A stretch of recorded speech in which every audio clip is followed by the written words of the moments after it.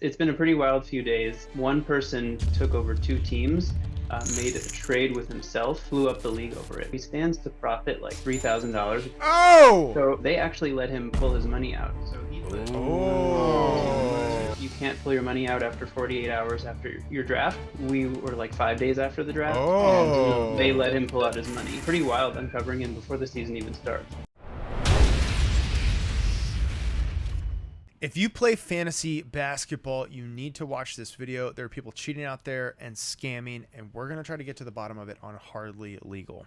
Welcome to a very special episode of Hardly Legal. This is the crossover episode with NBA Trashtalk. I've got the co-host, Jake. How are you doing today, Jake?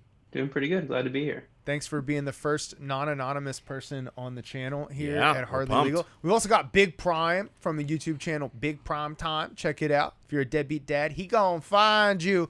Jake, you've uncovered a cheating story, and you want to kind of talk about the legal ramifications of it. Yeah, so I play in 9 high-stakes fantasy basketball leagues, and in 2 of them, one that I'm in, one that I'm not in, one person took over 2 teams, made a trade with himself, and then basically blew up the league over it. So it's been a pretty wild few days. One of the leagues is $500 entry, the other is $250. So he stands to profit like $3,000 if he could pull this whole thing off, which to me doesn't seem like worth it for all the work. But it's been pretty wild uncovering him before the season even starts. This feels like, honestly, like robbing a 7-Eleven. The numbers don't really add up. Like you know what I'm talking about? Like someone runs in a 7-Eleven with a gun, they get 8 years for $50. It's like, Man. Big Prime, what do you think about this? I don't know. It's like you said though. It's like somebody running in there thinking you finna get all this money, and you get $60. Yeah. So Jake, I play a little fantasy too. I've been known to play a little bit. This guy is paying cash with 2 buy-ins, so he had to buy in twice for each league, right? Yeah, and not only that, he had to draft 2 teams simultaneously from 2 different accounts, which just sounds like a nightmare in and of itself. This feels like when someone wants to be a criminal, but like they don't have a plan. Like it's like he locked himself in the bank, and like he's like, oh, I don't. Like, he's just locked in the bank. How do I get out? My arms are full of cash and I can't get out. So Okay. Can I tell you something crazy? Yeah. This is just a quick aside. When I was in law school, we had a fantasy football league, and in our 3rd year, which is the last year of law school, this is just like friends, right? We had maybe $100, $150 buy-in, and the commissioner of the league was uncovered to be cheating in the final battle In law school. He didn't even get 2 teams, right? He didn't even get, which we'll get into here in a second about how that impacts the cheating part. He would just go in and modify the point weights for certain categories that were towards the end of the game so that he would know that his teams were doing the best, and we caught him. And like literally that guy's like everyone in the school knew. Like he don't talk to anybody anymore. Like I mean nobody's kept up with him in 15 years. In Like, law insane. school. In law school. I want to say, Damn. I like it. I just like it, no, because like look. If it was normal people, but if you understood how competitive law school is, if you're not cheating, you're not trying at some level. Oh, in we law were just school. like, bro, Yeah, you're yeah. an idiot. You got caught. Like, we don't want people to know how fucking stupid you are. You're our classmate. Like, get the fuck out of here. Yeah. Okay, so that is insane. So how did you guys even? His buddy from Rounders. Yeah, exactly. So how did you guys figure this out? So in the league, you need 5 out of the 12 teams to veto a trade for a trade not to go through. It's a league veto, not a commissioner veto. Okay. And the trade was vetoed pretty quickly. And the guy, well, I guess both of them, but it was only one person who was involved in the trade, went onto the league chat and just started going crazy, saying like, this is unfair. You can't do this. This is against the rules. It's not. Those were the rules. Like there's a league veto. And the more he got into it, the more it started to seem like it was actually 2 people, because he would say something and then the other guy would say something and it looked kind of similar and they were like on at the same time. So it just had all these signs of it being the same person. And what's interesting here is the season hasn't even started yet. So the draft and the trades are happening. There's all this.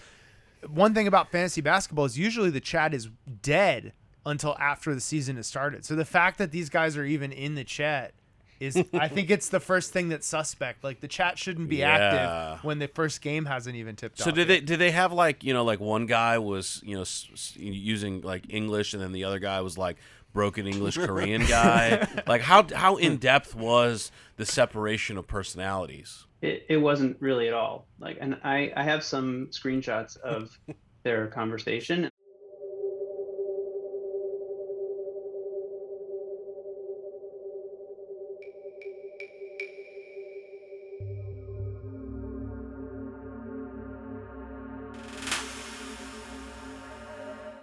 Wow. Wow, So this how- is crazy. So what? But okay, we're both lawyers here, more or less. How do you know? It sounds like you have good circumstantial evidence. It sounds like you have a good suspicion, but there's no smoking gun yet. Like, how do you know for sure that this was the same guy on 2 accounts? Yeah, so I'm in contact with the commissioner.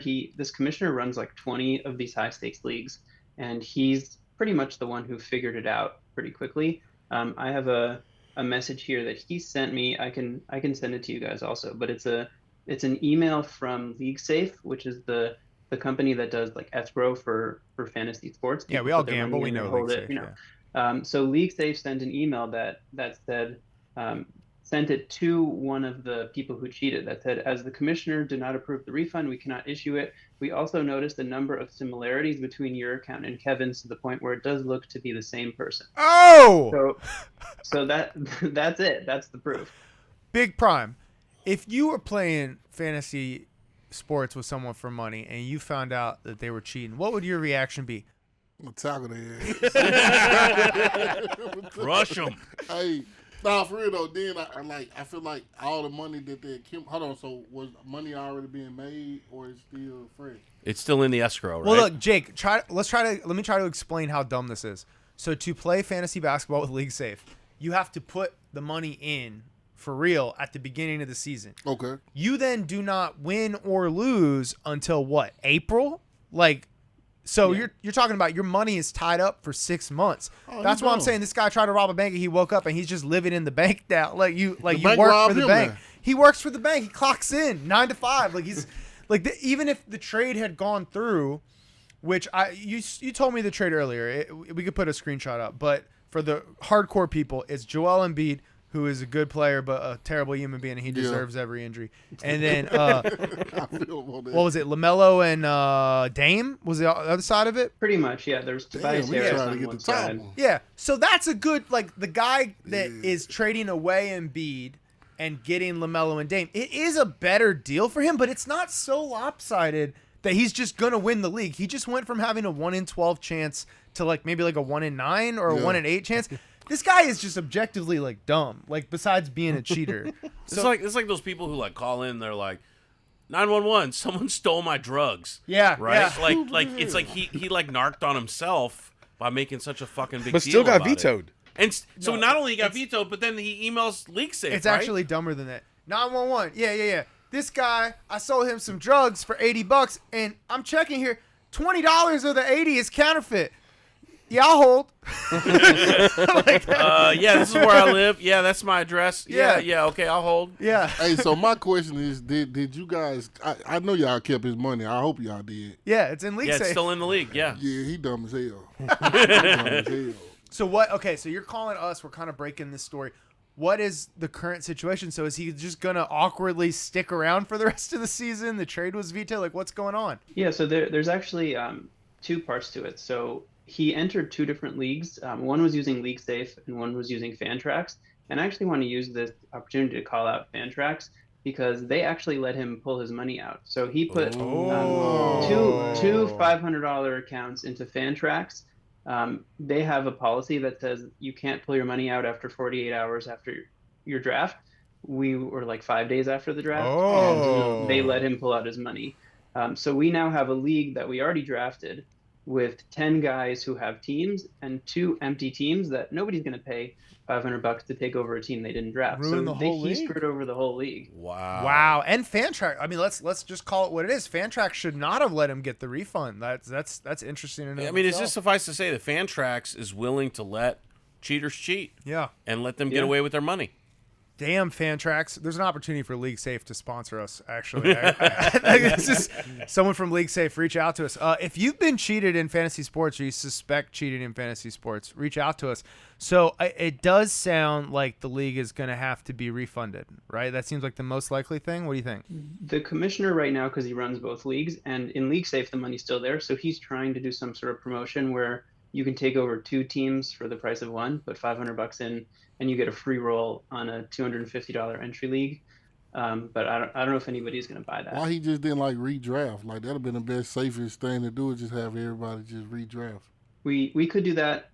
That's probably like the last resort. Yeah. But he's the commissioner of all these leagues, and he has no time over the weekend because he's drafting like all weekends. So we would have to do it after the season starts. We'd also have to find 2 new people. So it's probably what we'll end up doing. So let's talk about this for a second. Bill, totally spitballing here.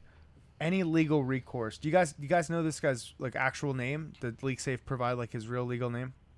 No, his name on here is Kevin. That's all we have. Is this Kevin. fucking Kevin? Fuck dude? Kevin. Is Yeah, this I a hate case Kevin. of Always a buyers Kevin. beware? Is there any Always. other Well, options here? I guess what I would say is like there probably are some legal claims. I mean, you've got fraud. I'm sure there's a breach of contract related to people who you're all part of the same contract related to the league. But the practical side of this is going to be it's just really, really tough to decide to go do anything. You're already, I mean, the entry fee itself is about an hourly rate for a lawyer who would take this kind of case anyways. So you're going to get really far in the hole. I think the biggest thing about this that's the mess is that the you guys have a bad situation regarding your league. That sucks. But for FanTracks, like, I mean, if I'm hearing this, I'm listening to this episode, and I'm hearing this problem, I'm going, I never put $1 in there because they're enabling this kind of fraud. It's like going to a bank and being like, yeah, well, look, okay, sure, we shouldn't have taken this $4 out of your account, but like, we're just going to let them get away with it, right? And you're like, what do you mean you're just going to let them get away with it? Like, is it worth chasing the $4? No, but like, if I ever have a choice again, I'm never going to put money in this bank because you have got your priorities way the fuck out of whack. Yeah. I'll say another thing too. So in my years, so I probably played 50 to 60 fantasy leagues. I had 20 last year and then had to really cut it. So if you have a gambling you could sponsor us, Gamblers Anonymous. I need the money from the gambling problem. No, but what I've seen a lot of stuff, okay? And one thing I heard rumors about, and this is making me want to investigate it more. There's a guy with an online name of JC Lasso, and supposedly he has stolen over $50,000 between last season and this season because he ran like. What do you mean he's allegedly stolen money? What do you mean by that? Because I had 20 teams last year, I am in group chats for like 20 plus leagues, and I have seen multiple independent people, like I'm talking about like over 8 at this point, 8 different plus people allege that this JC guy was the commissioner. He made the leagues, took everyone's buy-in, and then at the end of the season just didn't pay anyone out. Oh. And the total number of buy-ins is well over 50,000. And the reason why, so our first person we talked about is one of the dumbest criminals of all time. If it's true that this guy really did it, this is one of the smartest criminals of all time. Because when you play fantasy basketball, 9 out of 12 teams don't make any money back. So it's the perfect crime for 9 people would not realize that they had been stolen from because they weren't entitled to any winnings. Right. So you steal from, let's say, 120 people, 90 of those don't even know they were stolen from. Damn. And then you have the 30 people that were winners, and those people would not be able to get a hold of everyone else because once I know I lost, I stop checking the app. Yeah. And usually most of these fantasy teams, you need like a majority vote or majority appeal. So the reason why this crime, if it is true, we're allegedly, but it looks like a lot of evidence. The reason why this fraud is so big and so popular is because he collected the money up front, did not return it, kept stringing people along, said it's a couple weeks away, it's a week away, I'm having international. And then by the time people realized it and they tried to talk to each other, the leagues are over, no one's chatting in it. And the only reason I'm even kind of aware of it is because I was in 20 leagues. If I wasn't in 20 leagues, I wouldn't have seen it. So, we'll maybe post this on Reddit or something. But if you have been scammed by this JC Lasso guy, or you are JC Lasso and you want to defend yourself and be innocent, jump in the comment section. I'd love to see what's going on here. And I think at Hardly Legal, we want to kind of do an investigation into this kind of stuff. We want people to play fair sports. I also want to know where the fuck is Kevin? Yeah. So Kevin. if you're Me Kevin too. and you are not actually one person, or you are James McAvoy and split and have multiple personalities, please reach out for help one way or the other. And one of those forms of help is that Big Prime is going to fuck your life up. Yeah. If you're the inside man at the bank, we bringing in Denzel to stamp it. investigate your ass. Yes. So let me ask you this: if you were playing fantasy basketball and it turns out someone had stolen $50,000, what would you do, Big Man, Prime? you ain't finna steal $100. You talking about I'm crashing out. I'm crashing. $50,000. You know that $50,000 could have went. Yeah. Man, Jake, thank you so much for telling us about it. I really like this channel. You showed me your channel is called what? The NBA Trashtalk. NBA Trashtalk. One of my yeah. favorite channels. Sounds like an amazing channel with I'll a make sure I handsome. subscribe. Yeah, I should check that out. Thank you so much for being on Hardly Thanks, Legal. guys. That was fun. Yeah, It was a good time. It was a good time. Cheese, what do you think about this? I mean, you're a fantasy sports guy, right? So, imagine this was happening. Are you basketball? Are you football? Tell us. I'm football, but it's wild because so many people play usually with people or it's mutual friends. Right. So I might not always know everybody in my league, but they know the commissioner.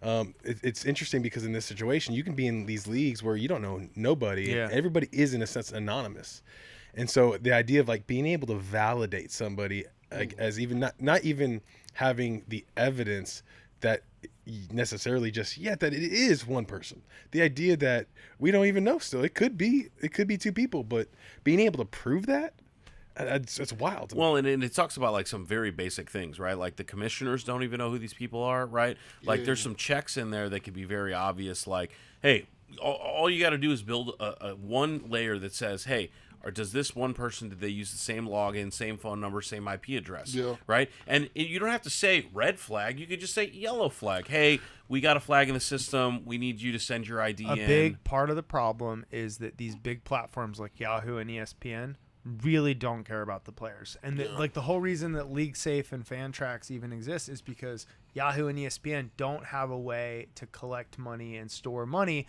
unless they're getting paid on it for their public games. So there's no feature right now where a group of friends could play and hold the money in one place on Yahoo, or a group of loosely connected people. So yeah, it's a lot of people not caring. I think people, if there are sports, people are going to find a way to gamble on it. And we're seeing more and more legalization of that. Yeah. And I'm hopeful that like as you start to see the NBA let players buy into gambling companies and like do sponsorships, I'm hopeful that there's this middle ground where when you put something underground, people, sometimes the addiction is worse, right? Sometimes people can't feel like they talk about it. I hope that we find this balancing act where like people learn how to play for fun, but with responsibility. Like, go out to lunch, have a drink at lunch. Right. I mean, at the very least, we need to cap any of these hardcore gamblers to less than 20 leagues at one time. I just really I don't have a problem. I don't have a problem. Y'all said I can quit whenever I want. You said $50,000. Now it crashed over 100. You said 50,000. What? I bet like 12 grand on fantasy sports last year, and I ended up, after it was all said and done, Please, we need sponsors. the 20 teams were way too many, but I only lost about $600. It's actually pretty Yeah. good, Yeah. but also still bad. The issue was I had so many teams that when the playoffs started, I literally couldn't adjust my matchups. So like you have 20 teams, like the amount of time it takes every day to go in and be like, who am You I already playing? said gambling addiction. What do I need to do? Yeah. So I became a slave. The problem is drafting is really fun. It's really easy to draft, but then you got to manage it for the whole season. Like I was trades, injuries, And this is what people say about having kids. It was easy to make the kid, but very then I similar. don't want to care for the kid. It's actually very Yeah, similar. Yes, to it's having a kid exactly versus similar. raising. So I had 20 kids, then I was like, oh shit, I got to raise these little. If you are a deadbeat dad or a deadbeat gambler, Big Prime coming for you. Awesome. I promise. If you have a crazy legal story and you want to talk to some lawyers anonymously, for free, call us. Wait, we're not getting paid? Nothing at all. I don't know how we're going to pay for it, to be honest.